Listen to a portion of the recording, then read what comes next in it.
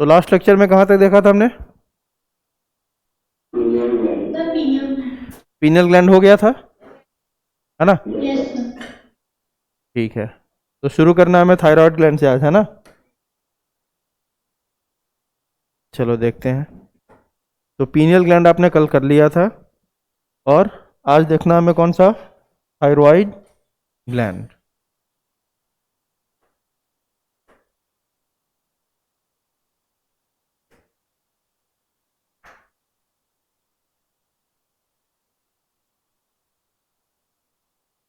ये देखो क्या है, शुरू करते हैं अपन। Thyroid gland.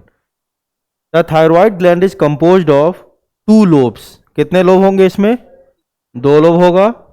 Which are located on either side of the trachea. ये ट्रैकिया के बगल में होता है, ठीक है? आप देख सकते हो यहाँ पे डायग्राम में भी।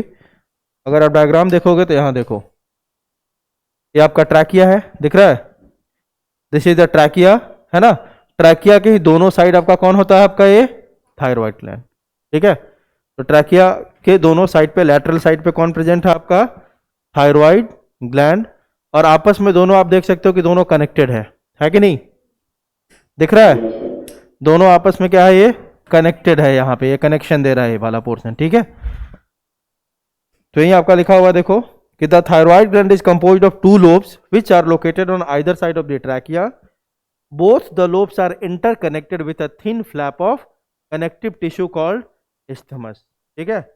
एक जो कनेक्टिव टिश्यू आपको दिखा है यहाँ पे, जो दोनों को कनेक्ट कर रहा है, इस कनेक्टिव टिश्यू इस कॉल क्या बोलेंगे? इसको isthmus बोलेंगे, ठीक है? चलो आगे देखते हैं। The thyroid gland is composed of follicles, है ना? इसमें क्या होंगे? बहुत सारे फॉलिकल्स होंगे। The thyroid gland is composed of follicles and stromal tissues, ठीक है? इसमें क्या क्या दो है आपके, इसमें मतलब कंपोजिशन देखे अगर थायराइड ग्लैंड के, तो इसमें फॉलिकल्स है, और इसके टिश्यू को क्या बोलते हैं अपन? स्ट्रोमल टिश्यूज, ठीक है? अब ध्यान दो, यहाँ पे देखो आगे। Each thyroid follicle is composed of follicular cells enclosing a cavity. तो पहली बात क्या हो गई कि जो थायराइड ग्लैंड है आपका, इसमें दो चीज है। पहला क्या है भाई? इसमें फॉलिकल्स, और दूसरा इसमें कौन से सेल्स है? Stromal tissues. कौन से भाई? स्ट्रोमल टिश्यूज, ठीक है? अब फॉलिकल्स की बात कर रहा है ना। अगर एक फॉलिकल को देखें आप, है ना, ये मान लो एक फॉलिकल है, तो each thyroid follicle is composed of follicular cells. इसके अंदर बहुत सारे सेल्स होंगे, है ना? इस सेल्स को क्या बोलेंगे? Follicular sales. एक फॉलिकल्स के अंदर बहुत सारे सेल्स होंगे, उस सेल्स को क्या बोलेंगे अपन? फॉलिक्यूलर सेल्स,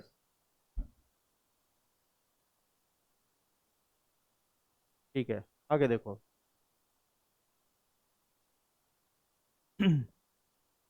और ये सारे फॉलिकुलर सेल्स है ना, इसमें जो कैविटी होगा, दिख रहा है आपको, है ना? इसमें क्या है? सारे सेल्स में कैविटी है।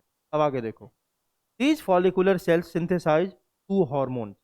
तो सिंपल सा बात हमने पढ़ा कि फॉलिकुलर फॉलिकल्स है और स्ट्रोमल टिश्यूज है आपके थायराइड ग्लैंड में। उसके बाद आपने देखा कि हर फॉलिकल्स के अंदर बहुत सारे क्या होंगे? फॉलिकुलर सेल्स होंगे विथ अ कैविटी। अब ये फॉलिकुलर सेल्स आपके दो टाइप के हार्मोन, दो हार्मोन से क्रिएट करता है। पहला कौन सा है भाई? टेट्रा, पहला आपका टेट्रा आयोडो थायरोनिन, और इसी को क्या बोलते हैं अपन? थायरोक्सिन, याद रखने का। जो फॉलिकुलर सेल्स है, दो हार्मोन सिक्रीट करेगा। पहला कौन सा आपका? The first one is tetra iodothyronine, या इसको क्या बोलेंगे अपन? थायरोक्सिन T4 बोलते हैं इसको। मोस्ट कॉमनली क्या लिख देता है इसको? T4, ठीक है? क्योंकि यहाँ पे क्या है देखो, तो टेट्रा आयोडो दिख रहा है ना, है ना? इसलिए इसको क्या बोल दिया हमने? T4। एंड ट्राई आयोडोथायरोनिन, इसको क्या बोलेंगे अपन? क्लियर है? मतलब ये आयोडीन के नंबर के ऊपर है। इसमें कितने हैं भाई?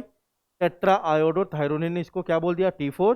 इसमें तीन है इसलिए बोल दिया ट्राई आयोडो थायरोनिन। क्लियर है? अब आगे देखो। Iodine is essential for the normal rate of hormone synthesis in the thyroid. अब आयोडीन क्यों जरूरी है? ये आयोडीन अगर नहीं होगा ना, तो आपका जो हार्मोन आपका सिक्रीट कर रहा है थायराइड ग्लैंड, वो नहीं कर पाएगा। मतलब थायराइड ग्लैंड को हार्मोन निकालने के लिए किसकी जरूरत होती है? आयोडीन की। आयोडीन के प्रेजेंस में वो क्या निकाल सकता है आपका, हार्मोन निकाल सकता है, ठीक है। आगे चलो।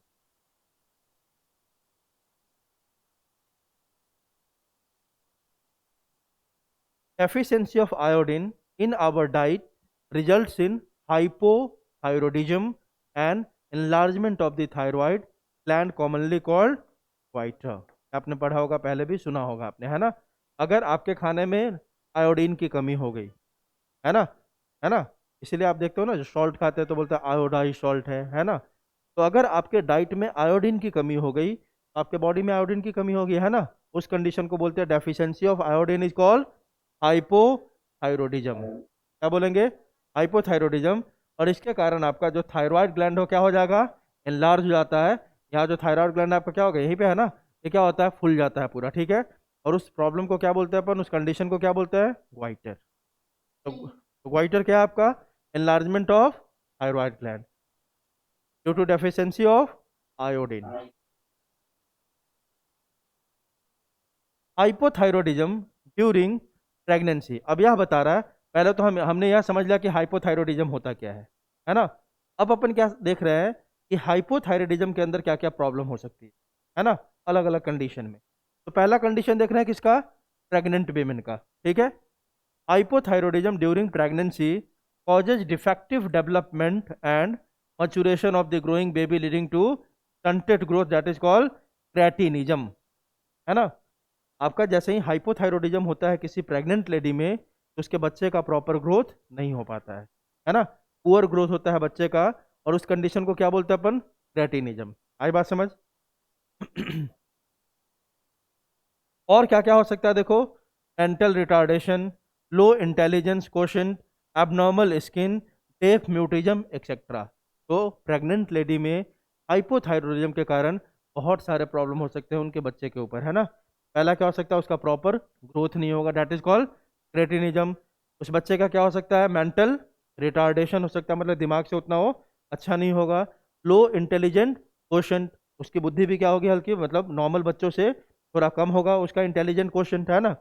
एबनॉर्मल स्किन हो सकता है, और डेफ म्यूटिज्म, सुनेगा भी क्या हो, अरे बात समझ, मतलब सुनने में भी उसको क्या होगा, प्रॉब्लम होगा। ये सब प्रॉब्लम हो सकता है हाइपोथायरोडिज्म, और किस में हो जाए, प्रेग्नेंट लेडी। आगे देखो, इन एडल्ट विमेन, अब जो सीधे सीधे किसकी बात कर रहे हैं, एडल्ट विमेन की, ठीक है। Hypothyroidism may cause menstrual cycle to become irregular. Pregnant women में तो क्या क्या होगा आपने देख लिया, बाकी दूसरे विमेन में भी अगर हाइपोथायरोडिज्म हो गया तो मेंस्ट्रुअल साइकिल क्या कैसा हो सकता है, इरेगुलर हो सकता है। Due to cancer of the thyroid gland और due to development of nodules of thyroid glands, the rate of synthesis and secretion of the thyroid hormone is increased to a abnormal high levels, leading to a condition called hyperthyroidism। अब देखो, जब level कम हुआ था तो उसको क्या बोला था हमने, हाइपो। तब जब बढ़ जाएगा तो उसको क्या बोलेंगे, हाइपर। जब बढ़ जाएगा तो उसको क्या बोलेंगे, हाइपरथायरोडिज्म, है ना। अब देखो आप इसमें हाइपरथायरोडिज्म होता कैसे है, दो कारण है आपका। या तो आपके जो थायराइड ग्लैंड के सेल्स है उसमें क्या हो जाए, कैंसर, क्या हो जाए, cancer, due to cancer of thyroid gland. और कैंसर आप जानते हो क्या होता है, उसमें बहुत सारा सेल्स बन जाता है ना। वहाँ पे क्या होता है आपका, अनकंट्रोल्ड ग्रोथ हो जाता है सेल्स का, उसी को क्या बोलते हैं अपन, कैंसर सेल्स या ट्यूमर। यहाँ पे नॉर्मल ग्रोथ होना चाहिए, वहाँ पे क्या होता है, सेल्स बहुत तेजी से ग्रो होता है, ठीक है, बहुत तेजी से डिवाइड करते जाता है, that is called cancer cell. तो दो कारण से आपका, अगर सेल का नंबर बढ़ेगा तो सिक्रीशन भी क्या होगा, बढ़ेगा कि नहीं बढ़ेगा, बोलो, है ना। तो वही दो कारण है आपका, due to cancer of the thyroid gland और due to development of nodules of the thyroid gland. Thyroid gland के ऊपर छोटे छोटे आउटग्रोथ हो जाते हैं, दैट इज कॉल्ड नोड्यूल्स। क्या बोलते हैं, नोड्यूल्स। वो नोड्यूल्स भी रिस्पॉन्सिबल होता है क्या, आपका थायराइड हार्मोन को सिक्रीशन के लिए। तो या तो कैंसर हो जाए थायराइड ग्लैंड का, दो कंडीशन है, या तो थायराइड ग्लैंड के ऊपर क्या डेवलप हो जाए आपका, नोड्यूल्स। दोनों कंडीशन में क्या होगा आपका, दोनों कंडीशन में क्या होगा, there will be increase secretion of thyroid gland, और this condition is called as hyperthyroidism. Hyper मतलब ज्यादा, हाइपो मीन्स कम, which adversely affect the body. चलो जी, अभी से भी कुछ ना कुछ प्रॉब्लम होगा, अब इसको देखते हैं क्या होगा। आगे देखो क्या लिखा हुआ, thyroid hormones play an important role in the regulation of the basal metabolic rate. आपके बॉडी का जो बेजल मेटाबॉलिक रेट है उसको उसको रेगुलेट करता है कौन? आपका कौन सा ग्लैंड? Thyroid gland. आ रही बात समझ? तो ये आपको कल ही बताया था, जो फंक्शंस है, फंक्शन सबका आप लिस्ट बना लोगे, ठीक है? आ रही बात समझ?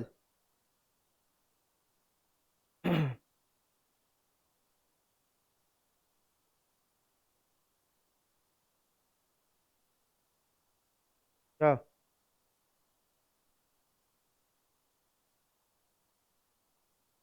क्या बोलो? क्या है बोलो, पढ़ो।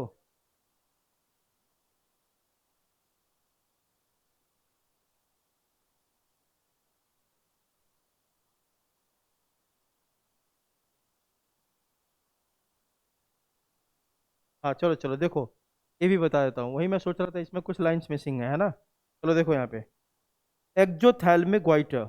अभी ग्वाइटर आपने देखा, ग्वाइटर किसके कारण होता है? हाइपोथायरॉयडिज्म, है ना? हाइपो। अभी जो तुमने पढ़ा, अभी जो तुमने पढ़ा थोड़ी देर पहले, वो किसके कारण था ग्वाइटर आपका? हाइपोथायरॉयडिज्म के कारण था। किसके कारण? हाइपोथायरॉयडिज्म के कारण, ठीक है? अब देखो, अभी अब एक और दूसरा ग्वाइटर अपन देख रहे हैं, ठीक है? जो आपके न्यू एनसीईआरटी में जो है लाइन से ऐड है, ठीक है? ये दूसरा ग्वाइटर अपन देख रहे हैं, इसमें क्या लिखा हुआ है देखो तो, एक्जोथैल्मिक ग्वाइटर। क्या है आपका? एक्जोथैल्मिक ग्वाइटर। क्या होता है आपके किसके कारण? देखो, is a form of hyperthyroidism. तो सिंपल ग्वाइटर लिखेगा तो आप क्या बोलोगे? हाइपोथायरॉयडिज्म, ठीक है? अब जो लिख देगा आपको एक्जोथैल्मिक ग्वाइटर, तो ये किसके कारण है भाई? हाइपर थायरॉयडिज्म के कारण है, ठीक है? क्लियर है? अब आगे देखो इसमें क्या लिखा हुआ है। एक्जोथैल्मिक goiter is a form of hyperthyroidism characterized by enlargement of the thyroid gland, protrusion of the eyeballs, increased basic metabolic rate and weight loss, also called Graves disease, है ना? मतलब उसमें आपने देखा था, एक सिंपल सा आपका सिम्टम था, क्या आपका? एनलार्ज हो जा रहा था कौन? आपका थायराइड ग्लैंड। यहाँ पे आपके थायराइड ग्लैंड तो इनलार्ज होंगे ही होंगे, लेकिन उसके अलावा प्रोट्यूजन of the I balls, I balls क्या लगेगा? जैसे थोड़ा बाहर निकला हुआ है ना? उसको बोलते हैं प्रोट्यूजन ऑफ द आई बॉल्स। दूसरा क्या आपको नजर आएगा इसमें? Increased bezel metabolic rate. Bezel metabolic rate भी आपका क्या हो जाएगा? इंक्रीज हो जाएगा। And weight loss. इसीलिए इसको अपन कौन सा डिजीज बोलते हैं भाई? ग्रेव्स डिजीज भी बोलते हैं। क्या बोलते हैं? Graves disease. अब देखो क्या होता क्या है।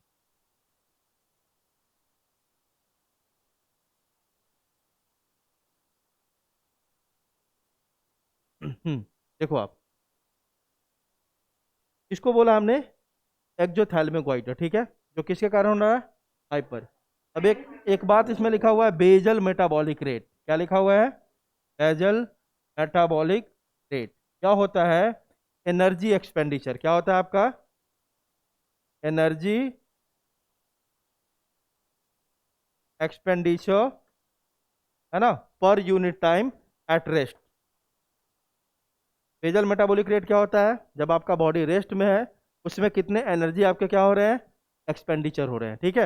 अब देखो, जब आपके थायराइड ग्लैंड, अभी आपने पढ़ा कि थायराइड ग्लैंड किसको कंट्रोल करता है, रेगुलेट करता है? आपके बेजल मेटाबॉलिक रेट को, है ना? मतलब प्रॉपर एनर्जी एक्सपेंडिचर करवाता है। लेकिन अगर आपको एक्जोथैल्मिक गोइटर हुआ, तो उसमें बेजल मेटाबॉलिक रेट, मतलब आपका एनर्जी एक्सपेंसेस क्या हो जाएगा? बढ़ जाएगा, ठीक है? तो दो टाइप का गोइटर आपने पढ़ा है, एक सिंपल जो किसके कारण था? हाइपोथायरॉयडिज्म के कारण। एक आपका एक्जोथैल्मिक जो किसके कारण है? हाइपर थायरॉयडिज्म के कारण। किसके कारण है? Hyper thyroidism. क्लियर है? और इसी को अपन क्या बोलेंगे? Graves disease. ये भी याद रखोगे, क्या बोलेंगे? ग्रेव्स डिजीज, ठीक है? चलो चलो आगे देखते हैं हम। कुछ अलग लाइन होगा तो बता देना, इसी तरह मैं बता दूंगा, ठीक है? चलो आगे देखो। Thyroid hormones play an important role in the regulation of the basal metabolic rate. These hormones, अब क्या क्या, ये बस अपन क्या देख रहे हैं अब यहाँ पे? आपका क्या शुरू हो गया? फंक्शन, है ना? ये क्या क्या फंक्शन प्ले करता है हमारे बॉडी के अंदर? तो पहला, रेगुलेट करता है किसको? आपके बेजल मेटाबॉलिक रेट को। दूसरा, it support the process of red blood cell formation. RBC के फॉर्मेशन को भी क्या करता है? सपोर्ट करता है। तीसरा, thyroid hormones control the metabolism of carbohydrates, proteins and fats. तो तीन फंक्शन देख लिया। ये किसको रेगुलेट कर रहा है? बेजल मेटाबॉलिक रेट को। दूसरा, आरबीसी के फॉर्मेशन को क्या करता है? सपोर्ट करता है। तीसरा आपने क्या देखा? तीसरा क्या कर रहा है? Metabolism of carbohydrate, proteins and fat. इन सब के मेटाबॉलिज्म को भी क्या करता है? रेगुलेट करता है। क्लियर है? चलो आगे देखो। Maintenance of water and electrolyte balance is also influenced by thyroid hormones. मतलब चौथा काम क्या हो गया इसका? Maintenance of water and electrolytes. Maintenance of water and electrolytes, इसके भी बैलेंस को ये देखता है। क्लियर है? अगला, thyroid gland also secretes a protein hormone. अब देखो नाम आ गया, कल ही बताया था कि आपको नेचर ऑफ हार्मोन हमेशा याद रखना है ना। दे देगा मैच करने के लिए बहुत सारे तरीके से क्वेश्चन पूछ सकता है। जैसे दे देगा हार्मोन का नाम क्या है? Thyro calcitonin. क्या नाम है? थायरो कैल्सिटोनिन, टीसीटी बोलते हैं इसको, है ना। थायरो कैल्सिटोनिन कैसा हार्मोन है? तो क्या बोलोगे? प्रोटीन हार्मोन है। कैसा हार्मोन है? Protein hormone. ठीक है। तो ये जो थायराइड ग्लैंड है इस हार्मोन का सिक्रीशन करता है, उसका नाम क्या है? Thyro calcitonin. और इसका काम क्या है? यह कैल्शियम लेवल को रेगुलेट करता है। Which regulates the blood calcium level. ये आपके ब्लड के कैल्शियम लेवल को रेगुलेट करता है। कौन सा हार्मोन? Thyro calcitonin. नाम ही बता रहा है। कौन सिक्रीट कर रहा है इसको? थायराइड ग्लैंड, इसलिए क्या नाम हो गया? थायरो। और किसके रेगुलेट कर रहा है? किसके अमाउंट को? कैल्शियम के, इसलिए इसको क्या बोल दिया? कैल्सिटोनिन। क्लियर है?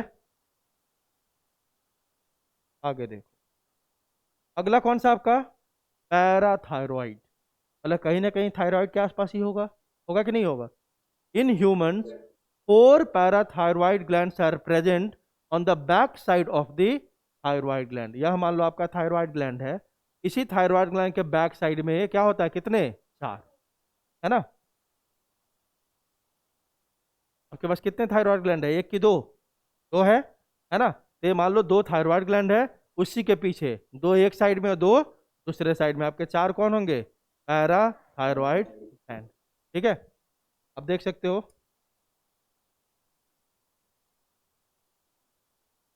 ये देखो, दिख रहा है आपको? ये देखो, दोनों लोब में पीछे के साइड से, थायरॉइड ग्लैंड के ऊपर ही होता है लेकिन किधर से? पीछे के साइड से। एक, दो, और इधर भी कितने हैं? एक, दो, 4 क्या हो गया आपके? Parathyroid gland. क्लियर है? चलो आगे देखो।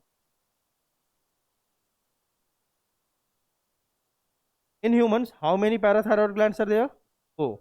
Four parathyroid glands are present on the back side of the thyroid gland, one pair each in the two lobes of the thyroid glands। बता ही दिया, एक पेयर एक थायराइड ग्लैंड में होगा और दूसरा पेयर दूसरे वाले थायराइड ग्लैंड के अंदर होगा। क्लियर है? The parathyroid gland secrete a peptide hormone called parathyroid PTH। नाम ही बता रहा है। ग्लैंड का नाम क्या है आपका? पैराथायरॉइड। हार्मोन का नाम क्या है? Parathyroid hormone. ग्लैंड को क्या बोल दिया? Parathyroid gland. हार्मोन का नाम क्या है? Parathyroid hormone. The secretion of PTH is regulated by the circulating levels of calcium and. अभी आपने देखा थायरॉइड ग्लैंड क्या सिक्रीट करता है आपको? Thyro calcitonin. वह आपके ब्लड में किसके लेवल को रेगुलेट करता है? कैल्शियम के। तो ब्लड में वो जो कैल्शियम आपका रेगुलेट हो रहा है ना, वही कैल्शियम आपका हेल्प करता है इन द सिक्रीशन या रिलीज ऑफ पैराथायरॉइड हार्मोन। मतलब ये हो गया कि पैराथायरॉइड ग्लैंड कैल्शियम के प्रेजेंस में ही निकाल सकता है किस हार्मोन को? Parathyroid hormone. क्लियर है? ठीक है। चलो आगे देखो। Parathyroid hormone increases the calcium levels in the blood. अब जब ये सिक्रीट हो गया, पहले तो इसको खुद बनने के लिए क्या चाहिए भाई? कैल्शियम, है ना। पहले वो खुद बनने के लिए इसको क्या चाहिए? कैल्शियम, है ना। अब जब ये सिक्रीट हो गया, कौन सा हार्मोन आपका? पैराथायरॉइड। ये भी आके अब ब्लड में किसका लेवल इंक्रीज करने लग जाता है? कैल्शियम का। तो parathyroid hormone increases the calcium levels in the blood. PTH acts on, और दूसरा काम क्या है ये सब देख रहे हैं। पहला तो काम क्या हुआ पैराथायरॉइड हार्मोन का? It increases the calcium levels in the blood. दूसरा काम, PTH acts on the bones and stimulates the process of bone resorption, that is called dissolution या डीमिनरलाइजेशन, है ना। बोन के मिनरल्स को हटाना, that is called bone resorption या bone demineralisation, है ना, वो भी काम कौन करता है आपका, जल्दी बताओ, पीटीएच। मतलब ये बोन के ऊपर एक्ट करता है और बोन के रीअब्जॉर्प्शन में हेल्प करता है। मान लो कि हड्डी वगैरह टूट गई तो उसको वहां से हटाना होगा ना, उसको टुकड़ों को साफ करना होगा ना, जल्दी बताओ, है ना, उसको डीमिनरलाइज करना होगा ना, ताकि वो अंदर रहेगा तो आपको पेन होगा, ठीक है। तो बोन रिजॉर्प्शन या बोन डीमिनरलाइजेशन में कौन हेल्प करता है आपका, पीटीएच। आगे तीसरा काम, PTH also stimulates reabsorption of calcium and by the renal tubules and increases calcium absorption from the digested food. अगला काम क्या कर रहा है, यह रीअब्जॉर्प्शन को बढ़ा देता है, किसके रीअब्जॉर्प्शन को, कैल्शियम एंड के by the renal tubules. Renal tubule याद है ना, पीसीटी डीसीटी, पीसीटी डीसीटी, है ना, ये कैल्शियम आयन के रीअब्जॉर्प्शन को क्या करता है, बढ़ा देता है। दूसरा, it also increases the calcium absorption from the digested food. Digested food से भी कैल्शियम के रीअब्जॉर्प्शन को क्या करता है, इंक्रीज करता है। मतलब घूम फिर के सारा काम किसके अराउंड कर रहा है, कैल्शियम के अराउंड, ठीक है। उसके रीअब्जॉर्प्शन को रीनल टेबल में बढ़ा दिया, डाइजेस्टेड फूड से इसके रीअब्जॉर्प्शन को क्या किया, बढ़ा दिया, ठीक है। ब्लड में आपके कैल्शियम लेवल को क्या किया, बढ़ा दिया। कैसे बढ़ा दिया, देखो ना, रीअब्जॉर्प्शन मतलब क्या होता है, रीनल ट्यूब्यूल में रीअब्जॉर्प्शन बढ़ा दिया, मतलब रीनल ट्यूब्यूल क्या करेगा, सबको उठा उठा के कहाँ डालते जाएगा, ब्लड में। डाइजेस्टेड फूड से भी रीअब्जॉर्ब कर लिया, कहाँ डालते जाएगा, ब्लड में। उसके कारण आपके ब्लड में कैल्शियम लेवल क्या होगा, इंक्रीज हो जाएगा। क्लियर है, क्लियर है। It is thus clear that PTH is a hypercalcemic, है कि नहीं, यह कैल्शियम का लेवल बढ़ा रहा है आपके ब्लड में, तो इसको क्या बोल देंगे, हाइपर कैल्शियमिक हार्मोन बोल सकते हैं क्या। It is increasing the calcium level in the blood, है ना, it is increasing the calcium level, that's why we can term this hormone as, क्या बोल सकते हैं, हाइपर कैल्शियमिक हार्मोन, बोल सकते हैं कि नहीं, बोलो। That yes is, sir. It increases the blood calcium levels. अब देखो, कैल्शियम के लिए दो दो लोग लगे हुए हैं। पहला कौन लगा हुआ था आपका, थायराइड ग्लैंड। पहला कौन लगा था, थायराइड। Thyroid gland. क्या सिक्रीट करके, एक हार्मोन सिक्रीट करके, उसका नाम क्या था, थायरो कैल्सीटोनिन, है ना, ठीक है, इस हार्मोन को सिक्रीट करके। और अब दूसरा कौन आ गया आपका, पैराथायरॉयड हार्मोन। ये दोनों मिलके क्या कर रहा है, आपके ब्लड में कैल्शियम के लेवल को रेगुलेट कर रहा है, ठीक है। along with TCT, TCT मतलब thyrocalcitonin, it plays a significant role in calcium balance in the, clear है। तो कैल्शियम बैलेंस के लिए दो दो हार्मोन है, थायरोकैल्सीटोनिन प्लस पैराथायरॉयड, क्लियर है। तो सारा काम तो ये कैल्शियम से रिलेटेड ही कर रहा है। एक जो अलग काम में कर दिया क्या, it stimulate the process of bone resorption, clear है। चलो, अगला ग्लैंड कौन सा आपका, थाइमस। ये बहुत इंपॉर्टेंट ग्लैंड है हमारे बॉडी का, क्योंकि यह आपको क्या देता है, इम्यून रेस्पॉन्स देता है आपके बॉडी को, है ना, क्या देता है, इम्यून रेस्पॉन्स। पढ़ा था ना, बी सेल टी सेल, है ना, थाइमस। चलो देखते हैं अगला ग्लैंड कौन सा आपका, थाइमस।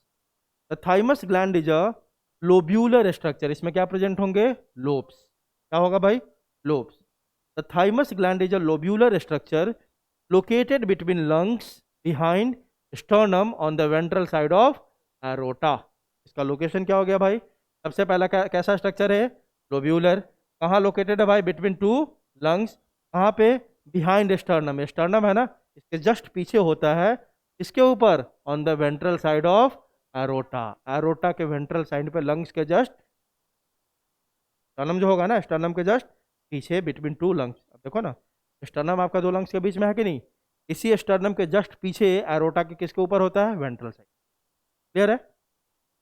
आगे देखो, the thymus plays a major role in the development of the immune system. जैसे ही थाइमस का नाम आ गया, पक्की बात है किसमें इसका रोल होगा, इम्यून सिस्टम में। This gland secretes the peptide hormone called thymosin. याद रखना, फिर से आ गया, थाइमोसिन कैसा हार्मोन है भाई, पेप्टाइड हार्मोन, कैसा, peptide. Thymosin play a major role in the differentiation of T lymphocytes which provide cell mediated immunity। ठीक है, अभी आओगे आप, दो टाइप के इम्यूनिटी होता है, पढ़ोगे ट्वेल्थ में। एक को बोलते हैं अपन ह्यूमरल इम्यूनिटी, क्या बोलते हैं, और एक को बोलते हैं अपन सेल मेडिएटेड इम्यूनिटी। आपके बॉडी में दो टाइप के इम्यूनिटी है, एक है आपका ह्यूमरल इम्यूनिटी, एक है आपका सेल मेडिएटेड, है ना। ह्यूमरस मतलब होता है फ्लूइड। क्या होता है भाई? फ्लूइड। तो यह वाला जो इम्यूनिटी है ना, वह देता है आपके बॉडी में एंटीबॉडीज। कौन देता है? एंटीबॉडीज। और एंटीबॉडीज हमेशा कौन सा सेल सिक्रीट करता है? B lymphocyte. कौन सिक्रीट करता है? बी लिम्फोसाइट, या उसको क्या बोलेंगे? B sales. कौन सिक्रीट करता है? बी लिम्फोसाइट या बी सेल्स, है ना? तो अगर एंटीबॉडीज, या ऐसे बोलो, बी लिम्फोसाइट जो इम्यूनिटी देता है आपके बॉडी में, that is called as humoral immunity. और टी सेल्स या टी लिम्फोसाइट जो आपके बॉडी में इम्यूनिटी देता है, क्योंकि एक सेल दे रहा है ना, और वहां पे कौन दे रहा है? आपके ब्लड के अंदर क्या प्रेजेंट है? आपका एंटीबॉडीज, है ना? तो ब्लड एक फ्लूइड के अंदर प्रेजेंट आपका सब्सटेंस दे रहा है, क्या? आपका इम्यूनिटी। इसलिए इसको क्या बोलते हैं? ह्यूमरल, है ना? ह्यूमरस मतलब क्या होता है? फ्लूइड। और यहाँ पे क्योंकि एक सेल खुद इन्वॉल्व है इम्यूनिटी के लिए, है ना, तो इसको क्या बोल देते हैं? Cell mediated immunity. आई बात समझ? तो टी लिम्फोसाइट कौन सा इम्यूनिटी देता है भाई? कौन सा? Cell mediated. Cell mediated immunity देता है, ठीक है। आगे देखो, इन एडिशन, तो पहला काम तो आपने देख लिया थाइमस का। एक हार्मोन सिक्रीट करेगा, कौन सा? आपका थाइमोसिन्स। ये थाइमोसिन्स क्या करता है? Major role in the differentiation of T lymphocyte. T lymphocytes के मचुरेशन में हेल्प करता है। किसमें? मचुरेशन में। देखो, ये जो है ना बी सेल्स और टी सेल्स, ये दोनों बनता है बोन मैरो में। कहाँ पे बनता है? बोन मैरो में। बी सेल्स का मचुरेशन भी कहाँ हो जाएगा? बोन मैरो में। लेकिन टी सेल्स बनता आपका बोन मैरो में है, लेकिन वहां से निकल के ट्रांसपोर्ट होकर चला जाता है कहाँ पे? थाइमस में। कहाँ? थाइमस में। और इसका डिफरेंशिएशन या मचुरेशन कहाँ होगा? थाइमस में होगा। तो थाइमस में कौन करेगा इसका मचुरेशन? यही हार्मोन आपका, कौन? थाइमोसिन्स। आई बात समझ? क्लियर है? चलो आगे देखो।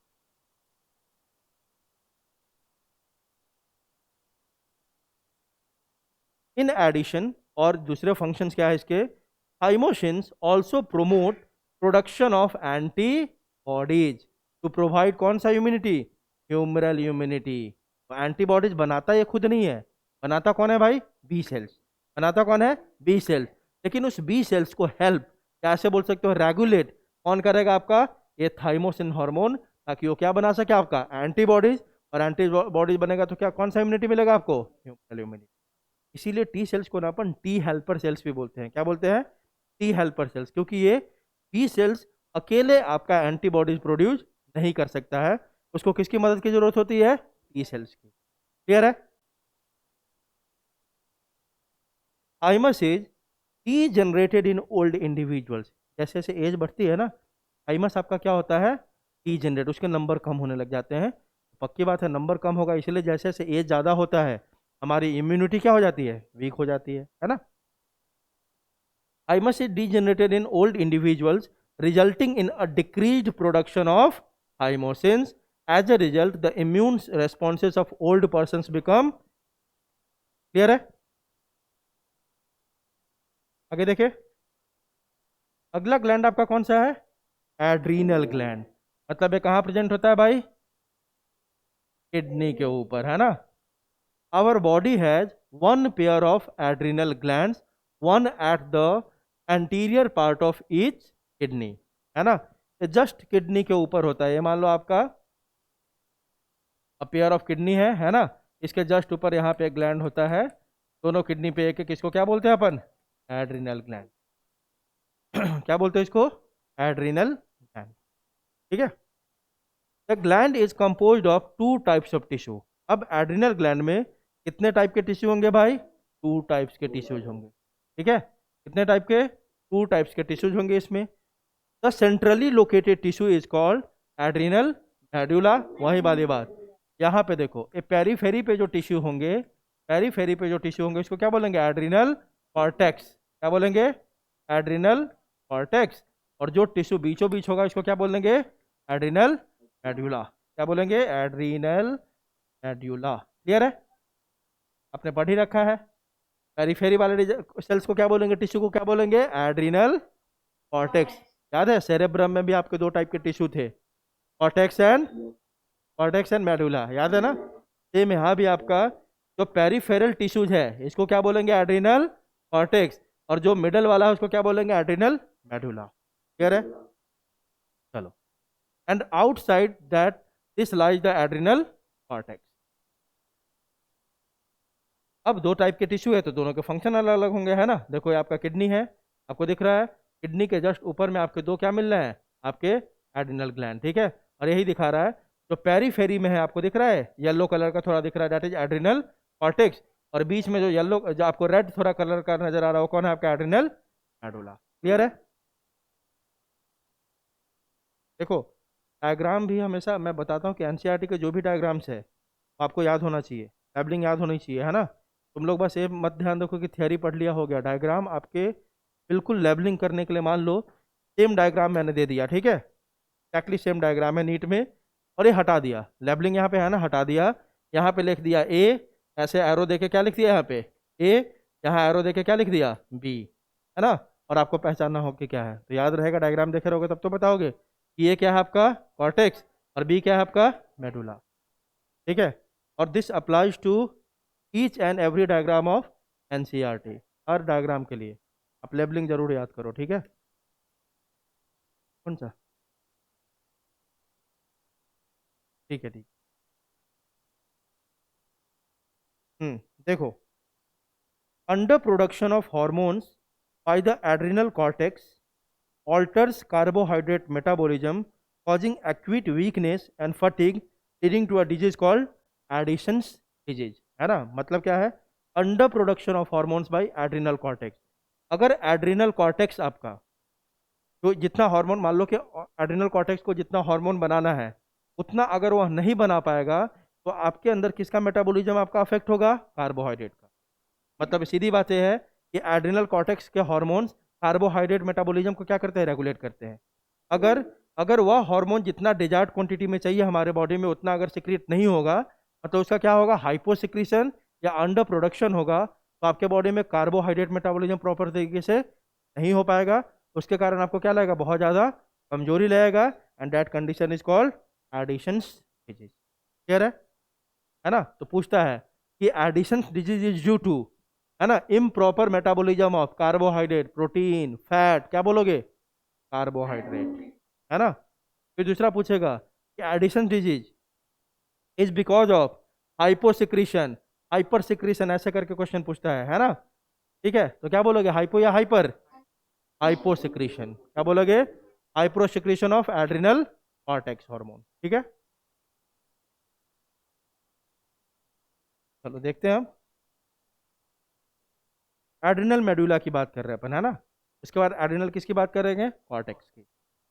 The adrenal medulla secretes to hormones, कितने हार्मोन सिक्रीट कर रहे हैं भाई, एड्रिनल मेडुला, आपके एड्रिनल मेडुला दो हार्मोन सिक्रीट करते हैं, कितने, दो। ये देखो दो हार्मोन सिक्रीट कर रहा है आपका। हार्मोन का नाम क्या है भाई, पहले भी आपने पढ़ा है और सुन रखा है ना। पहला कौन सा आपका, एड्रेनालिन, और इसी को क्या बोलेंगे, एपिनेफ्रिन, एड्रेनालिन या एपिनेफ्रिन, है ना। और दूसरा आपका कौन है, नॉर एड्रेनालिन और नॉर एपिनेफ्रिन, ठीक है। ये दो हार्मोन निकालता है एड्रिनल मेड्यूला के सेल्स, है ना, या टिश्यूज। पहला क्या है आपका, एड्रेनालिन, पहला वाला कौन है आपका, एड्रेनालिन। और दूसरा कौन है आपका, नॉर एड्रेनालिन, है ना। इसका दूसरा नाम भी आप याद रखोगे। क्लियर है इतना, ये बताओ। अब देखो, adrenaline and noradrenaline are rapidly secreted in response to stress of any kind and during emergency। पढ़ा था ना, एड्रेनालिन क्या करता है, हार्ट बीट को बढ़ाता है, याद है, पढ़ा था आपने। तो जैसे ही कोई स्ट्रेस होगा आपके बॉडी में, है ना, आप किसी किस में होंगे, स्ट्रेस में, या कोई इमरजेंसी सिचुएशन होगा, जैसे कि कुत्ता आ गया सामने में, आपने कोई स्नेक देख लिया, कोई वाइल्ड एनिमल्स देख लिया, तो उसमें आपके हार्ट बीट बढ़ेंगे, है ना, स्वेटिंग बढ़ जाएगा, वो सब होगा ना। तो कोई भी इमरजेंसी कंडीशन हो या कोई स्ट्रेस वाला कंडीशन हो, उस समय आपका कौन, आपका एड्रेनालिन एंड नॉरएड्रेनालिन क्या होगा, आपका सिक्रीट होना शुरू हो जाएगा। आई बात समझ, आगे देखो। एंड इसीलिए इस दोनों को हम मिला के क्या बोलते हैं अपन, क्या बोलते हैं, जल्दी बताओ, क्वेश्चन बहुत बार पूछा हुआ है, बहुत बार पूछा हुआ है, क्या बोलते हैं, है ना, कैटेकोलेमाइंस, ठीक है। दीज आर, ये दोनों को मिला के अपन क्या होता है, these are commonly called as catecholamines. ये नीचे की बात कर रहे थे कि इन दोनों को तो मिला के हमने कैटेकोलेमाइंस बोल दिया, एक ग्रुप हो गया है। कैटेकोलेमाइंस क्या है? ग्रुप है, उसी के दो हार्मोन है, कौन आपके? Epinephrine and norepinephrine. और ये दोनों जो है आपका कब सिक्रीट होता है? ड्यूरिंग स्ट्रेस और इमरजेंसी सिचुएशन। इसीलिए दोनों को मिला के हम कौन सा हार्मोन बोल लेते हैं? Emergency hormone. क्या बोलते हैं इसको अपन? इमरजेंसी हार्मोन्स, है ना? या बोल सकते हैं हार्मोन्स ऑफ फाइट और फ्लाइट। क्लियर है? और दोनों किस ग्रुप से बिलोंग करता है आपका? कैटेकोलेमाइंस। याद रखना, क्या बोलेंगे? कैटेकोलेमाइंस। चलो आगे देखें।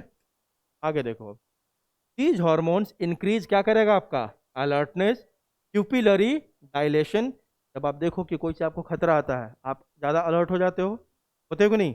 आपका प्यूपिलरी क्या होता है? आंख जैसे होता है ना, सरप्राइज। तो प्यूपिलरी का क्या हो जाएगा आपका? डायलेशन हो जाएगा। आगे, पाइलो इरेक्शन। बहुत बार क्वेश्चन पूछता है और बच्चा आपको पता नहीं होता कि इसका मतलब क्या है। रेजिंग ऑफ हेयर्स, होता है ना गूज बम्स, पूरे बाल ऐसे ऐसे हो गए हाथ पैर के, है ना? उसको क्या बोलते हैं अपन? Piloerection. इस वर्ड को याद रखना जरूरी है, ठीक है? स्वेटिंग, जब भी आप किसी इमरजेंसी में हो, कुछ डर लग रहा है, आपको क्या होगा? पसीने आने लग जाते हैं डर से, है ना? ये सब काम करेगा ये दोनों हार्मोन्स, ठीक है? It will increase your alertness, है ना? Pupillary dilation, pilo erection, sweating, ये सब इन दोनों हार्मोन के, ठीक है? चलो आगे। Both the hormones increase the heartbeat, the strength of heart contraction and the rate of respiration। क्योंकि इमरजेंसी सिचुएशन है, आपको भागना है या तो आपको फाइट करना है, आपको एनर्जी ज़्यादा चाहिए। एनर्जी ज़्यादा चाहिए तो किसको बढ़ाना होगा? हार्ट रेट को, है ना? हार्ट रेट बढ़ेगा तो उससे क्या होगा? ज़्यादा ब्लड पंप होगा। ज़्यादा ब्लड पंप होगा तो क्या होगा? ज़्यादा ऑक्सीजन मिलेगा। ज़्यादा ऑक्सीजन मिलेगा तो क्या होगा? रेट ऑफ रेस्पिरेशन बढ़ेगा। रेट ऑफ रेस्पिरेशन बढ़ेगा तो एटीपी क्या होगा? बढ़ेगा। आपको ज्यादा क्या मिलेगा? एनर्जी। क्लियर है?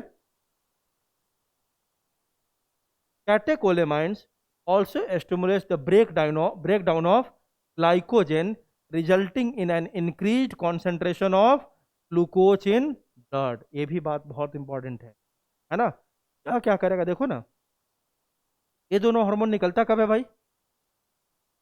इमरजेंसी सिचुएशन में। कब निकलता है?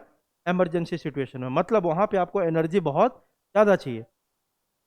अब होगा क्या देखो, यह क्या करता है? ग्लाइकोजन के ब्रेकडाउन को स्टिमुलेट करता है। आप जानते हो ग्लाइकोजन क्या है हमारे सेल्स के अंदर? क्या है? स्टोर्ड फूड, यही है ना? तो मान लो वर्ड सबस्ट्रेट तो कौन है आपका? ग्लूकोज है। लेकिन ग्लूकोज जब खत्म हो गया, तब हमें ग्लाइकोजन जो हमने स्टोर करके रखा है, उसी इमरजेंसी के लिए तो रखा है। कि जब ग्लूकोज खत्म हो गया, तब अपने ग्लाइकोजन को ब्रेक करके क्या बना लेगा? इससे ग्लूकोज। आज समझ में आ रही है? ग्लाइकोजन को ब्रेक करके क्या बनाएंगे अपन? ग्लूकोज। देखो, जो खाना आपका बनता है किस फॉर्म में बनता है भाई? ग्लूकोज के फॉर्म में, है ना? ये ग्लूकोज को अपन यूज करते हैं। जो नहीं यूज कर पाते हैं उसको अपन स्टोर कर देते हैं किस फॉर्म में? ग्लाइकोजन के फॉर्म में, ताकि ताकि जब इमरजेंसी हो या जब आपके बॉडी में ग्लूकोज नहीं हो तो अपन इसको तोड़ लेते हैं, किसको? ग्लाइकोजन को। और उससे जो एनर्जी मिलता है ब्रेक डाउन करके, उस एनर्जी का अपन क्या कर सकते हैं? यूटिलाइज, है ना? यही बोल रहा है, it also stimulate the break down of glycogen resulting in the an increase concentration of glucose in the blood. जैसा ही ग्लाइकोजन टूटेगा, ग्लाइकोजन कहाँ स्टोर करके रखा है हमने? सेल्स के अंदर। अब सेल्स के अंदर से इसको ब्रेक कर दिया और ये क्या बना लिया आपका? ग्लूकोज। और ग्लूकोज कहाँ आ गया? आपके ब्लड में। कहाँ आ गया? ब्लड में। In addition they also stimulate the break down of lipids and proteins.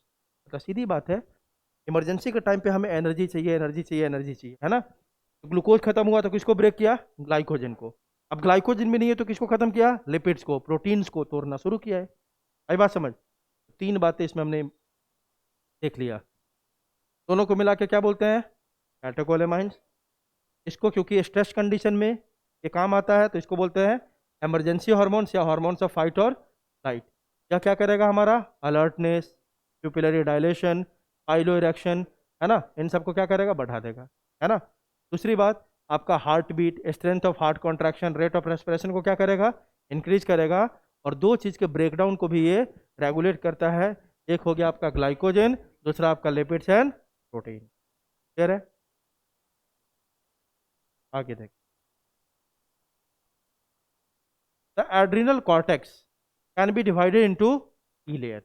अब कॉर्टेक्स की बात कर रहे हैं, इसको कितने लेयर में आप डिवाइड कर सकते हो? 3 लेयर में इसको आप डिवाइड कर सकते हो, एड्रिनल कॉर्टेक्स को। Called zona reticularis inner layer. मान लो कि 3 आप लेयर में कॉर्टेक्स को आपने डिवाइड कर लिया। सबसे अंदर वाला को क्या बोलते हैं? जोना रेटिकुलरिस, ये डर लिखा मैंने, ठीक है। बीच वाले को क्या बोलते हैं? जोना फैसिकुलेटा, ठीक है। और सबसे बाहर वाले को क्या बोलते हैं? जोना ग्लोमेरुलस, ठीक है। ये 3 लेयर हो गए किसके भाई? एड्रिनल कॉर्टेक्स के, ठीक है। अंदर वाला को बोला जोना रेटिकुलरिस, मिडल वाला को फैसिकुलेटा, और अंदर वाला को ग्लोमेरुलोसा, ठीक है। The adrenal cortex secretes many hormones commonly called as corticoids. क्या बोलेंगे? कॉर्टिकॉइड्स। जैसे मेडुला जो सिक्रीट कर रहा था बहुत सारे हार्मोन, उसको मिला के हमने कौन सा ग्रुप दे दिया था नाम? कैटेकोलेमाइंस। क्या बोल दिया था? कैटेकोलेमाइंस। इसी तरह यह भी बहुत सारा हार्मोन सिक्रीट करेगा, उसको हम एक ग्रुप के अंदर हमने डाल दिया, उसको क्या बोला? कॉर्टिकॉइड्स। क्या बोला? कॉर्टिकॉइड्स। क्लियर है? The corticoids which are involved in carbohydrate metabolism are called glucocorticoids. नाम ही से पता चला, ग्लूकोज। कार्बोहाइड्रेट में कौन कौन आएगा? ग्लूकोज, ग्लाइकोजेन, फ्रक्टोज, यही सब आएगा ना, है ना। तो जो कॉर्टिकॉइड्स, कॉर्टिकॉइड्स क्या है? Group of hormone. क्या है भाई? Group of hormone. इसमें जो हार्मोन आपका, जो कॉर्टिकॉइड हार्मोन किस में इन्वॉल्व है? कार्बोहाइड्रेट के मेटाबॉलिज्म में, उसको क्या बोल देंगे? ग्लूकोकॉर्टिकॉइड्स। ग्लूकोज का वो मेटाबॉलिज्म करेगा, इसलिए क्या बोल देंगे? ग्लूकोकॉर्टिकॉइड्स। क्लियर है? इन आवर बॉडी कॉर्टिसोल, अब वही आपका इंपॉर्टेंट, देखो तो टॉपिक को पढ़ने का तरीका क्या है। सबसे पहले एड्रिनल कॉर्टेक्स, जो ग्रुप ऑफ हार्मोन सिक्रीट करता है, उसका नाम क्या है? कॉर्टिकॉइड्स, है ना। कॉर्टिकॉइड्स में एक नाम दे दिया आपको कि जो ग्लूकोज मेटाबॉलिज्म के लिए रिस्पॉन्सिबल है, उस कॉर्टिकॉइड्स को क्या बोल देंगे अपन? ग्लूकोकॉर्टिकॉइड्स। अब ग्लूकोकॉर्टिकॉइड्स में भी बहुत सारे हार्मोन होंगे, बहुत सारा ऐसा हार्मोन होगा जो किसका मेटाबॉलिज्म कर रहा होगा? ग्लूकोज का। उसमें से सबसे मेन वाला का नाम क्या है? कॉर्टिसोल। क्या नाम है आपका? कॉर्टिसोल। तो कॉर्टिसोल्स क्या है? एक ग्लूकोकॉर्टिकॉइड्स है। क्या है आपका? एक ग्लूकोकॉर्टिकॉइड्स। मतलब ये क्या करेगा? ग्लूकोज को मेटाबॉलिज्म में हेल्प करेगा। क्लियर है? इतनी बात सबको समझ में आई? जल्दी बताओ। चलो 1 मिनट। हाँ, in our body cortisol is the main, क्या आपका? Glucocorticoids. Corticoids, corticoids which regulate the balance of water and electrolytes in our body is called mineralocorticoids। तो ये देखो, जो ग्लूकोज के मेटाबॉलिज्म को देख रहा था उसको क्या बोल दिया? ग्लूकोकॉर्टिकॉइड्स। जो मिनरल और आपके सॉल्ट के बैलेंस को देखेगा, मिनरल और इलेक्ट्रोलाइट को बैलेंस को देखेगा, उसको क्या बोल देंगे? मिनरलोकॉर्टिकॉइड्स। क्या बोल देंगे? मिनरलोकॉर्टिकॉइड्स। अब जैसे ग्लूकोकॉर्टिकॉइड्स का मेन कौन था आपका? Corticoids, cortisol. इसी तरह आपका aldosterone is the main mineralocorticoid in our body, है ना। तो मेन जैसे आपका ग्लूकोकॉर्टिकॉइड कौन था आपका? कॉर्टिसोल। इसी तरह मेन आपका मिनरलोकॉर्टिकॉइड कौन है आपका? कौन है? एल्डोस्टेरोन। पढ़ा भी था आपने, डिस्टल पार्ट से सबको कंडीशनल ये सब करवाता है, याद है ना। क्लियर है? चलो आगे देखें। Glucocorticoids stimulate gluconeogenesis. क्या करेगा ये? ग्लूकोनियोजेनेसिस, ठीक है।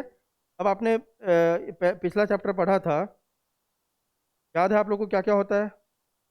ग्लाइकोजेनेसिस, ग्लूकोनियोजेनेसिस, बताओ, पढ़ा था? इसे पढ़ा होगा ना डाइजेशन चैप्टर में। डाइजेशन में आपने नहीं पढ़ा था कि ग्लूकोनियोजेनेसिस क्या होता है, ग्लाइकोजेनोलाइसिस क्या होता है? पढ़ा है सब? नहीं, कोई बात नहीं, सुनो। Glucocorticoids stimulates gluconeogenesis. क्या करता है? Gluconeogenesis, lipolysis and proteolysis. मतलब ग्लूकोनियोजेनेसिस, लिपोलाइसिस एंड प्रोटियोलाइसिस को स्टिमुलेट कौन करेगा आपको? Glucocorticoids. And inhibit cellular uptake and utilisation of amino acids, है ना। अब ध्यान देना, होता क्या है ग्लूकोनियोजेनेसिस, पहले इसको ध्यान दो। नॉन शुगर पार्ट को तोड़ के, नॉन शुगर मतलब आपने अमाइनो एसिड को तोड़ दिया, प्रोटीन को तोड़ दिया, किसी और चीज को तोड़ के हम क्या बना लिया हमने, ग्लूकोज। क्या बना लिया, ग्लूकोज। तो इसको बोलते हैं अपन ग्लूकोनियोजेनेसिस। मतलब नॉन शुगर सब्सटेंसेस को तोड़ के, है ना, क्या बना लेना, उससे निकाल लेना आपका ग्लूकोज, है ना। इस प्रोसेस को क्या बोलते हैं अपन, ग्लूकोनियोजेनेसिस। चलो अलग से मैं बता दूंगा क्या होता है सब, ठीक है। बस अभी आप ये समझ में आया ना, कैसे कैसे ग्लूकोज बना सकते हो। एक तो ग्लाइकोजन को तोड़ के बना सकते हो आप, है ना, तो उसको बोलते हैं ग्लाइकोजेनोलाइसिस। क्या बोलते हैं, glycogenolysis.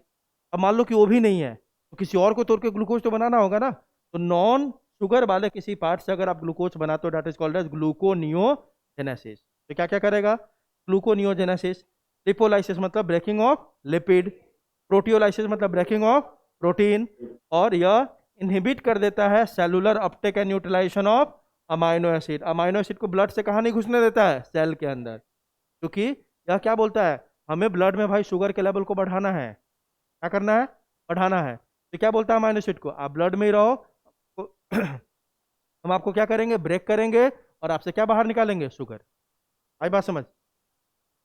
Cortisol is also involved in maintaining the cardiovascular system as well as the kidney function। अब इसका कॉर्टिसोल का एक तो क्या आपका ग्लूकोकॉर्टिकॉइड्स है ना, ग्लूकोज का मेटाबॉलिज्म कर रहा है।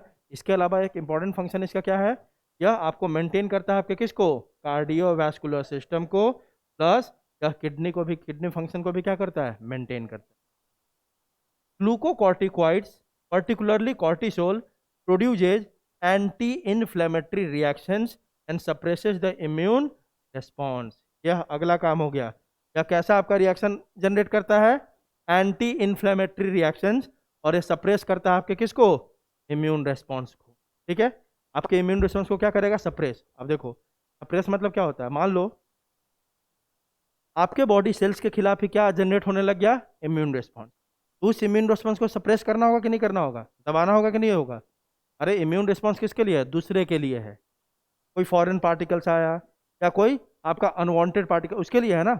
हमारे बॉडी में ही कोई अगर ऐसा, जैसे जिसको बोलते हैं ऑटो इम्यून डिसऑर्डर, क्या बोलते हैं, ऑटो इम्यून डिसऑर्डर। हमारा इम्यून सिस्टम हमारे बॉडी के सेल्स को ही क्या करता है, मारना शुरू कर देता है। That is called auto immune disorder. अब जहां पे हमारा खुद के सेल्स के खिलाफ अगर कोई इम्यून रिस्पॉन्स जनरेट हो रहा है, उसे हमें क्या करना होगा, सप्रेस। ये काम ही करता है कौन, आपका कॉर्टिसोल। चलो आगे। Cortisol stimulates the RBC production. क्या करेगा ये, आरबीसी के प्रोडक्शन को भी स्टिमुलेट करता है। तो बहुत सारा काम कर रहा है। एक तो आपको करवा रहा है क्या, ग्लूकोज का metabolism, gluconeogenesis, lipolysis, proteolysis, kidney के फंक्शन को क्या कर रहा है, रेगुलेट कर रहा है, मेंटेन कर रहा है ना, प्लस कार्डियोवैस्कुलर के फंक्शन को क्या कर रहा है, मेंटेन कर रहा है, एंटी इन्फ्लेमेटरी रेस्पॉन्स दे रहा है ना, इम्यून रेस्पॉन्स को क्या कर रहा है, सप्रेस कर रहा है, आरबीसी प्रोडक्शन को स्टिमुलेट कर रहा है। तो सारे फंक्शन का लिस्ट होना चाहिए, सीधी बात। अब किसकी बात कर रहे हैं अपन, एल्डोस्टेरॉन। तो किसका एग्जांपल है, मेन मिनरलोकॉर्टिकॉइड। एक इसमें आएगा मिनरलोकॉर्टिकॉइड में, ठीक है। तो aldosterone acts mainly at the, ये पढ़ा हुआ है आपने पहले भी बार बार, है ना। Aldosterone acts mainly at the renal tubules and stimulates the reabsorption of sodium and water and excretion of potassium and phosphate ions. बस ये क्या कर रहा है, देखो ना, सोडियम को, वाटर का क्या कर रहा है, रीअब्जॉर्प्शन, फिर ब्लड से निकाल के किसको बाहर फेंक रहा है, पोटेशियम एंड फॉस्फेट को। ये क्या कर रहा है आपके बॉडी में, सॉल्ट एंड वाटर बैलेंस को मेंटेन कर रहा है। यही कर रहा है ना, जल्दी बताओ। Thus, aldosterone helps in the maintenance of electrolytes, body fluid, volume, osmotic pressure and blood pressure। पक्की बात है, आप इलेक्ट्रोलाइट को बैलेंस कर रहे हो, वाटर को बैलेंस कर रहे हो, वाटर को बैलेंस कर रहे हो तो पक्की बात है ऑस्मोटिक प्रेशर बैलेंस होगा कि नहीं होगा, बॉडी फ्लूइड वॉल्यूम बैलेंस होगा कि नहीं होगा, है ना। फिर आपका मेंटेनेंस ऑफ क्या होगा, इलेक्ट्रोलाइट होगा कि नहीं होगा, जल्दी बताओ। सब कर रहा है ना, देखो Na प्लस वाटर का क्या करवा रहा है, रीअब्जॉर्प्शन, ठीक है।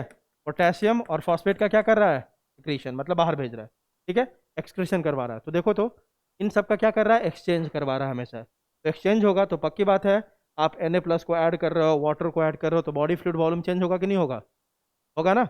इलेक्ट्रोलाइट का कंडीशन चेंज होगा कि नहीं होगा।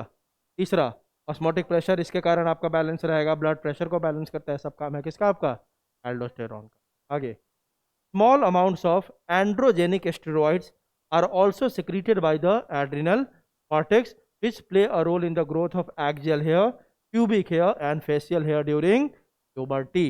यह आपका कुछ सेक्स हार्मोन भी है ना, एंड्रोजेनिक स्टेरॉइड्स, ये क्या है आपका small amounts of androgenic, androgen मतलब सेक्स हार्मोन, ठीक है, उसको भी ये क्या करता है सिक्रीट करवाता है, जो आपके एक्सियल हेयर मतलब आर्मपिट में जो हेयर हो गया, प्यूबिक हेयर है ना, जेनाइटल एरिया में जो हेयर होता है, प्लस आपके फेस मतलब बियर्ड, इन सब के लिए क्लियर है, बोलो।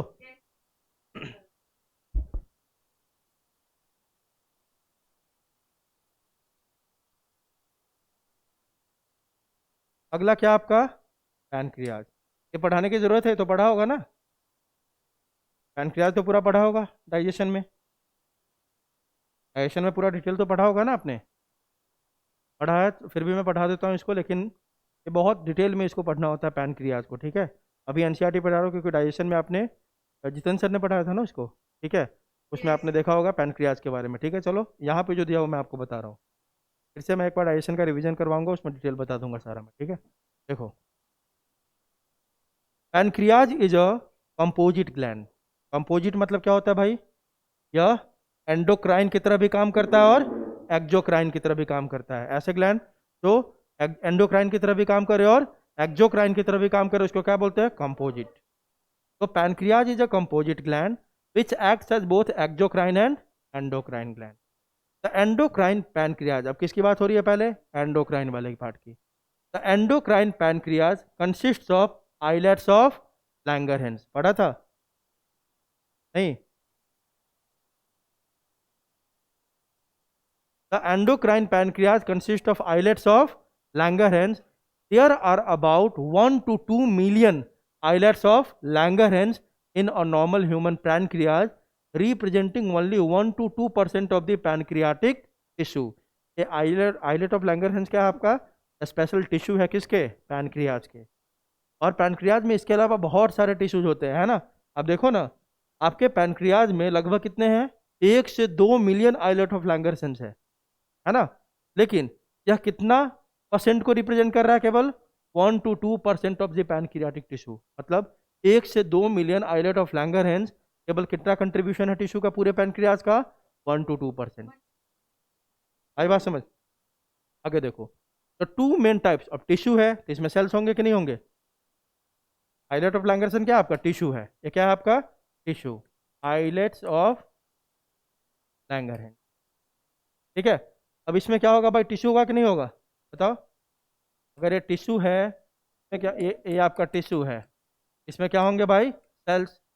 2 मेन टाइप के सेल्स होते हैं इसमें, है ना, होते तो और भी है लेकिन मेन कितने होते हैं, 2 होते हैं। तो 2 main types of cells in the islet of Langerhans are called alpha cells and beta sales.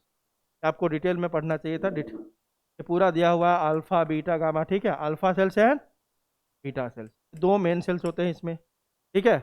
Alpha cells जो आपका एक हार्मोन सिक्रेट करता है उसका नाम क्या है, glucagon, which while the beta cell secrete insulin. यह आपका एक हार्मोन कौन सा सिक्रेट करता है, इंसुलिन, और यह क्या सिक्रेट करता है भाई, ग्लूकागॉन। और ये दोनों मिलके आपके ब्लड में शुगर लेवल को क्या करता है, एक एक बढ़ाएगा जब कम हो जाएगा तो, और एक घटाएगा जब बढ़ जाएगा तो। आई बात समझ। ये दोनों हार्मोन जो है आपका ग्लूकागॉन और इंसुलिन, दोनों मिलके आपके ब्लड शुगर को कंट्रोल करता है या रेगुलेट करता है, क्लियर है। देखो, देखते हैं अभी आ रहे हो तो वहीं आप ग्लूकागॉन, अब फिर से वही बात बताया ना, नेचर आपको याद रखना है सारे का, है ना, एक लिस्ट ही बना लेना, जितना हार्मोन है ना सबका बगल में, कौन सा पेप्टाइड हार्मोन है, कौन सा स्टेरॉइड हार्मोन है ना। Glucagon is a peptide hormone, कौन वाला है भाई, ये peptide, and plays an important role in the maintaining the normal blood glucose levels. ये दोनों हार्मोन यही करेंगे, आपके ब्लड में ग्लूकोज लेवल को क्या करता है, balance. Glucagon acts mainly on the liver cells, इसके ऊपर मेनली काम करता है लिवर सेल्स, बहुत इंपॉर्टेंट पैराग्राफ है दोनों, ये सुनते जाओ। Glucagon acts mainly on the liver cells that is called hepatocyte. Liver cells को क्या बोलते हैं, लिवर के जो सेल्स उसको क्या बोलते हैं, हेपेटोसाइट्स, है ना। एंड स्टिमुलेट्स ग्लाइकोजिनोलाइसिस, देखो तो क्या बोल रहा है, ग्लाइकोजिनोलाइसिस, ग्लाइकोजेन लाइसिस, ये ग्लाइकोजन को लिवर में आपका कौन स्टोर रहता है? ग्लाइकोजन। हमारे बॉडी में जो ग्लाइकोजन है कहाँ स्टोर है? मेनली लिवर में, है ना। तो अपन क्या करते हैं, ब्लड में हमारे शुगर का लेवल कम हो गया। क्या हो गया? कम। ये देखो, ये मान लो आपका पूरा बॉडी है, ये मान लो आपका पूरा बॉडी है, यहाँ पे आपका लिवर है, ये मान लेते हैं क्या आपका ब्लड। आपके ब्लड में किसकी लेवल कम हो गई भाई? शुगर की लेवल, ग्लूकोज की लेवल क्या हो गया? कम, है ना। अब ये क्या करेगा, ये लिवर में कौन आपका स्टोर है? ग्लाइकोजन। कौन है भाई? ग्लाइकोजन। ठीक है, कौन है यहाँ पे? ग्लाइकोजन। ग्लाइकोजन ये क्या करेगा, इसका ग्लाइकोजेनोलाइसिस करवा देगा, मतलब ग्लाइकोजन को ब्रेक करेगा, और लिवर के अंदर जितने भी आपके ग्लाइकोजन था उसको किस में ब्रेक कर दिया? ये ग्लूकोज में। और उस ग्लूकोज को कहाँ से क्रिएट करवा दिया? ब्लड में। आपके ब्लड में शुगर लेवल क्या हो गया? बढ़ गया। बात समझ में आई? इसीलिए इसको क्या बोलते हैं, देखो, glucagon acts mainly on the liver cells and stimulates glycogenolysis. है सब लिख लो, ग्लाइकोजेनोलाइसिस मतलब ब्रेकिंग डाउन ऑफ ग्लाइकोजन, है ना, resulting in an increased blood sugar. आपके ब्लड में शुगर का अमाउंट क्या हो गया? बढ़ गया। ग्लाइकोजन को तोड़ दिया ग्लूकोज में और उसको रिलीज कर दिया कहाँ पे? ब्लड में। इस कंडीशन को क्या बोलेंगे? Hyperglycemia. Increased blood sugar is called hyperglycemia. क्या बोलेंगे? Hyper glycaemia. हाइपर मतलब ज्यादा, ग्लाइसीमिया मतलब जब आपके ब्लड शुगर इंक्रीज हो जाए तो उसको कंडीशन को क्या बोलते हैं? हाइपर। जब कम होगा तो क्या बोलेंगे? हाइपो। इन एडिशन, अब दूसरा काम क्या है, देखो, this hormone stimulates the process of gluconeogenesis. क्योंकि हमारे ब्लड में शुगर का अमाउंट कम है, ग्लूकोज का अमाउंट कम है, तो जहां से भी ग्लूकोज मिलेगा सब जगह से तोड़ तोड़ के कहाँ डालते जाएगा? ये ब्लड में। एक तो ग्लाइकोजन को तोड़ को डाला, और अभी बताया कि नॉन शुगर पार्ट से भी तोड़ के जब हम क्या बना लेते हैं? Glucose. That process is called gluconeogenesis, मतलब प्रोटीन से, अमाइनो एसिड से, कहीं से भी तोड़ के हम क्या निकाल लिए? Glucose. That is called as gluconeogenesis. मतलब शुगर को तोड़ के आप शुगर बना रहे हो, ग्लाइकोजन को तोड़, ग्लाइकोजन क्या है? शुगर ही है ना। ग्लाइकोजन को तोड़ को ग्लूकोज बना रहे हो तो बोलेंगे ग्लाइकोजेनोलाइसिस, है ना। कोई नॉन शुगर पार्ट जैसे प्रोटीन हो गया, अमाइनो एसिड हो गया, उनको तोड़ के आप शुगर निकाल रहे हो, ग्लूकोज निकाल रहे हो, दैट इज कॉल्ड ग्लूकोनियोजेनेसिस। ठीक है। This hormone stimulates the process of gluconeogenesis which also contributes to hyperglycemia. Protein को तोड़ा, अमाइनो एसिड को तोड़ा, और ब्लड में किसका लेवल बढ़ा दिया? शुगर का या ग्लूकोज का, तो इसको भी क्या बोलेंगे? Hyperglycaemia. Glucagon reduces the cellular glucose Uptake. क्योंकि आपके ब्लड में ग्लूकोज का लेवल क्या था? कम। तो क्या करता है, मान लो ये अभी ब्लड है ना, और ये ब्लड है आपका, ब्लड के अंदर बहुत सारे सेल्स हैं, तो अगर सारा सेल्स अगर ये ग्लूकोज को फिर से लेना शुरू कर दिया, आपके ब्लड में फिर से ग्लूकोज का लेवल क्या हो जाएगा? कम। तो इनहिबिट करता है, जो शुगर आपके ब्लड में है उसको ब्लड में ही बोलता रहो, और सेल्स को इसको लेने नहीं देता है। आई बात समझ? जल्दी बोलो, जिसको किसी भी लाइन में डाउट हो आप पूछ लोगे। तो ये क्या करता है, पहला तो ग्लाइकोनियोजेनेसिस, दूसरा ग्लूकोनियोजेनेसिस, ताकि आपके ब्लड में किसका अमाउंट बढ़ जाए? शुगर का या ग्लूकोज का। उसके बाद वो मेंटेन भी तो रखना है, तो क्या करेगा, यह इनहिबिट कर देता है uptake of glucose from blood to cells. ठीक है। It reduces the cellular glucose uptake and utilization. Thus glucagon is क्या बोल सकते हैं अपन? Hyper glycaemic hormone. यह आपके ब्लड में शुगर के लेवल को बढ़। ठीक है। चलो दूसरा हार्मोन देखते हैं, इंसुलिन। कौन सा आपका? इंसुलिन। इंसुलिन भी कैसा हार्मोन है आपका?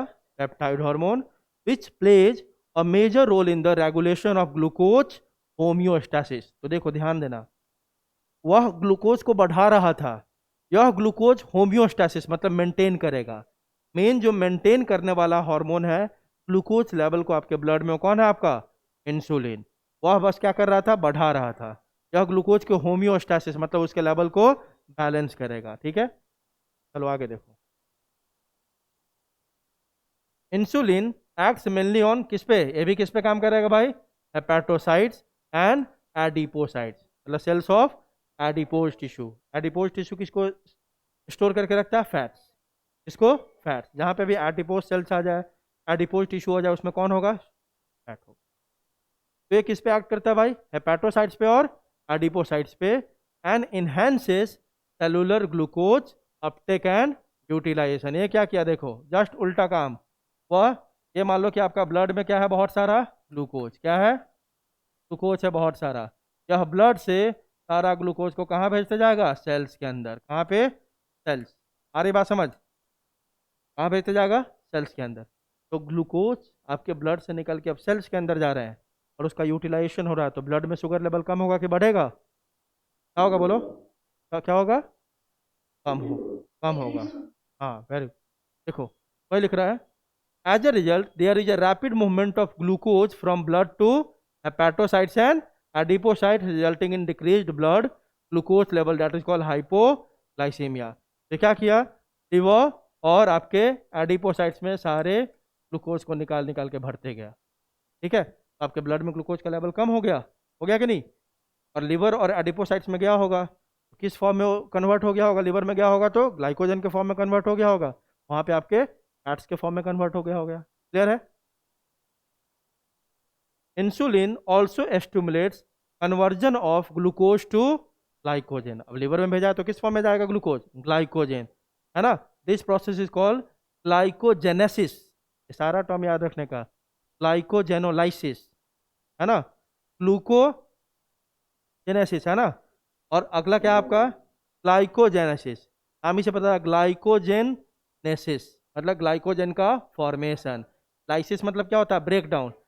जेनेसिस मतलब क्या होता है? फॉर्मेशन। यहाँ पे ग्लूकोज से क्या बना रहे हैं अपन? Glycogen. In the target cells the glucose homeostasis in blood is thus maintained jointly by the two insulin and glucagons. एक बढ़ा रहा था, एक घटा रहा है, तो ग्लूकोज को बैलेंस करता है दोनों मिलके हमारे। क्लियर है? जब कम होगा तो ग्लूकागॉन, जब ज्यादा हो गया तो। क्लियर है? अब आगे देखो, प्रोलॉन्ग्ड हाइपरग्लाइसीमिया। बहुत दिन तक अगर आपके ब्लड शुगर बढ़ा हुआ रह गया, प्रोलॉन्ग मतलब नॉर्मल से ज़्यादा, है ना? मतलब ब्लड शुगर आपका 2-4 महीने 5 महीने बढ़ा ही रह गया, है ना? ज़्यादा आपके ब्लड में किसका अमाउंट है? शुगर का। Prolonged hyperglycemia leads to a complex disorder called diabetes mellitus. कौन सा डायबिटीज आपका? मेलिटस। मेलिटस मतलब मीठा, ऐसे याद रखने का। मेलिटस मतलब मीठा, मतलब कि मीठा कौन होता है? ग्लूकोज। दो टाइप के डायबिटीज होते हैं ना, एक होता है इंसिपिडस, एक होता है मेलिटस, है ना? तो मेलिटस वाला किसके कारण होता है? ग्लूकोज के कारण। ग्लूकोज लेवल जब आपके ब्लड में बढ़ जाएगा बहुत दिन तक, तब जो डायबिटीज होता है उसको क्या बोलते हैं? मेलिटस, है ना? Which is associated with loss of glucose through urine and formation of harmful compounds known as ketone bodies, है ना? तो आप जाते हो डायबिटीज का टेस्ट करवाने, तो वो पैथोलॉजी में क्या देते हो आप? यूरिन। यूरिन सैंपल में वो क्या चेक करता है? ग्लूकोज और यही कीटोन बॉडी। क्योंकि डायबिटीज मेलिटस में आपके यूरिन के थ्रू क्या निकलना शुरू हो जाता है? Glucose plus very harmful compound known as ketone body. तो अगर आपके यूरिन में ग्लूकोज मिल गया और यह कीटोन बॉडीज मिल गया, मतलब आपको कौन सा डायबिटीज है? Diabetes mellitus. Diabetic patients are successfully treated with insulin therapy. अब हमने जेनेटिकली इंजीनियर्ड इंसुलिन भी बना लिया है लैब में। ठीक है, तो जिन लोगों को इंसुलिन का प्रॉपर मतलब है आइलेट ऑफ लैंगर सिक्रेट कर रहा है, अब वहाँ पे मान लो कुछ प्रॉब्लम हो गया, डायबिटीज़ किसको होता है? तब आपका बॉडी प्रॉपर तरीके से क्या नहीं निकाल पा रहा है? इंसुलिन। तो अब हमने इंसुलिन का क्या बना लिया है? इंजेक्शन मार्केट में मिलता है, हम उसको प्रॉपर बार बार मतलब रेगुलर इंटरवल पर अपन क्या लगाते हैं? उसको इंसुलिन का। क्लियर है? ठीक है, अगला जो आपका है वो है टेस्टिस, जो देखेंगे अपन अब नेक्स्ट लेक्चर में। ठीक है, इतनी बात सबको समझ में आई? एक एक लाइन। हाँ, तो अब अच्छे से आप इसका रिवीजन भी करते जाओ। ठीक है, और कल अपन शुरू करेंगे। कल के लेक्चर में कौन है आपका? टेस्टिस, फिर ओवरीज, और फिर लगता है कि कल ये चैप्टर खत्म हो जाना चाहिए। ठीक है, चलो ठीक है, लेक्चर को एंड करते हैं।